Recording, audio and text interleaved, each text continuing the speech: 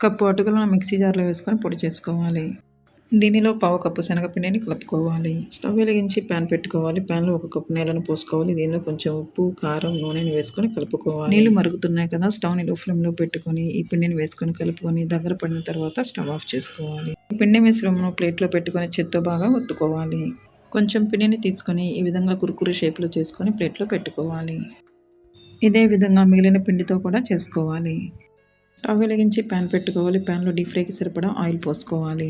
Oil వేడెక్కిన తర్వాత స్టవ్ని లో ఫ్లేమ్లో పెట్టుకొని ఈ కురుకురేలను వేసుకొని డీప్ ఫ్రై చేసుకోవాలి. ఈ విధంగా లైట్ గోల్డెన్ కలర్ వచ్చిన తర్వాత తీసి ప్లేట్లో పెట్టుకోవాలి. ఇదే విధంగా మిగిలిన వాటిని కూడా డీప్ ఫ్రై చేసుకోవాలి. వీటన్నింటినీ మరలా వేడి నూనెలో వేసుకొని డీప్ ఫ్రై చేసుకోవాలి. వీటిని లో ఫ్లేమ్లోనే డీప్ ఫ్రై చేసుకోవాలి.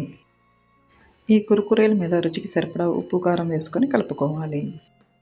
మీకు ఒక కురుకురేను తుంపి చూపిస్తాను.